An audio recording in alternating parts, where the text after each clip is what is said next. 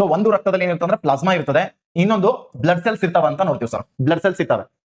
ಇಲ್ಲಿ ವಿಶೇಷವಾಗಿ ಪ್ಲಾಸ್ಮಾ ಅಂತಂದಾಗ ನಿಮ್ಗೆ ಗೊತ್ತಿಲ್ಲ, ರಕ್ತದಲ್ಲಿ 55% ಏನಂತ ಕೇಳಿದ್ರೆ ಪ್ಲಾಸ್ಮಾ ಇದೆ, 45% ಏನಿದೆ ಅಂತ ಕೇಳಿದ್ರೆ ನಮ್ಮ ದೇಹದಲ್ಲಿ ರಕ್ತ ಕಣಗಳು ಕಂಡುಬರ್ತಾವ ಅಂತ ನೋಡ್ತೀವಿ ಸರ್.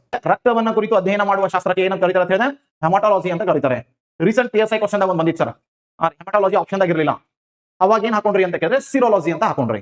ಏನ್ ಸರ್ ಸಿರೋಲಜಿಗೂ ಮತ್ತು ಹೆಮಟಾಲಜಿಗೂ ವ್ಯತ್ಯಾಸ ಏನಿದೆ ಅನ್ನೋದನ್ನ ನೋಡ್ಕೋಬೇಕಾದ್ರೆ ಬ್ಲಡ್ ಅಂದಾಗ ಏನೇನ್ ಕಂಡು ಬರ್ತದೆ ಅಂತ ಹೇಳಿದ್ರೆ ಅದರಲ್ಲಿ ಬ್ಲಡ್ ಸೆಲ್ಸ್ ಕಂಡು ಬರ್ತವೆ, ಪ್ಲಾಸ್ಮಾ ಕಂಡು ಬರುತ್ತೆ. ಪ್ಲಾಸ್ಮಾ ಅಂದ್ರೆ ಇಲ್ಲಿ ಮ್ಯಾಲ ನೋಡ್ರಿ ಹಾಗಿರ್ತದ, ಅದು ಮ್ಯಾಲ ಇರುತ್ತೆ ಟ್ಯೂಬ್ ಅಲ್ಲಿ. ಪ್ಲಾಸ್ಮಾ ಎಷ್ಟು ಪ್ರತಿಶತ ಇರ್ತದೆ ಸರ್ ಅಂತ ಕೇಳಿದ್ರೆ ಇದು 55% ಇರುತ್ತೆ ಅಂತ ಹೇಳಿದೆ. ಈ ಬ್ಲಡ್ ಸೆಲ್ಸ್ ಗಳು WBC, ಪ್ಲೇಟ್ಲೆಟ್ಸ್, RBC ಗಳು ಕೂಡಿ 45% ಇರ್ತಾವೆ ಸರ್. ಎಷ್ಟು ಪರ್ಸೆಂಟೇಜ್? 45% ಇರ್ತವೆ. ಇಲ್ಲಿ ವಿಶೇಷವಾಗಿ ನಾವು ನೋಡ್ಕೋತಾ ಬಂದಾಗ ಈ ಪ್ಲಾಸ್ಮಾವನ್ನ ಹೊರ ತೆಗೆದೆವು ಅಂತಂದ್ರೆ ಬ್ಲಡ್ ಸೆಲ್ಸ್ ಬರ್ತವೆ. ಹೌದಾ? ಬ್ಲಡ್ ಸೆಲ್ಸ್ ಇಷ್ಟು ಕುರಿತು ಅಧ್ಯಯನ ಮಾಡೋದಕ್ಕೆ ನೋಡ್ರಿ, ಇದು ಒಟ್ಟು ಕುರಿತು ಅಧ್ಯಯನ ಮಾಡೋದಕ್ಕೆ ಹೆಮಟಾಲಜಿ ಅಂತ ಕರಿತೀವಿ. ಏನ್ ಕರಿತೀವಿ? ಹೆಮಟಾಲಜಿ ಅಂತ ಕರಿತೀವಿ.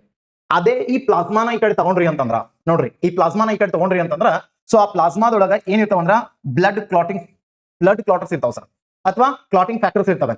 ಈ ಬ್ಲಡ್ ಕ್ಲಾಟರ್ಸ್ ಅಥವಾ ಕ್ಲಾಟಿಂಗ್ ಫ್ಯಾಕ್ಟರ್ಸ್ ಏನ್ ಬರ್ತಾವ ನೋಡ್ರಿ, ಇವುಗಳನ್ನ ಹೊರ ತೆಗೆದ್ರಿ ಅಂತಂದ್ರ ಇಲ್ಲ ನೋಡ್ರಿ, ಇದನ್ನ ಹೊರ ತೆಗೆದ್ರಿ ಅಂದ್ರ ಆ ಉಳಿಯೋದೇನು ಉಳಿತದಲ್ಲ ಮೇಲ್ಗಡೆ, ಅದನ್ನ ಸಿರಮ್ ಅಂತ ಕರಿತೀವಿ ಸರ್. ಏನ್ ಕರಿತೀವಿ? ಸಿರಮ್ ಅಂತ ಹೇಳ್ತೀವಿ. ಈ ಸಿರಮ್ ಅನ್ನ ಕುರಿತು ಅಧ್ಯಯನ ಮಾಡುವುದಕ್ಕೆ ಸಿರೋಲಜಿ ಅಂತ ಕರಿತೀವಿ ಸರ್.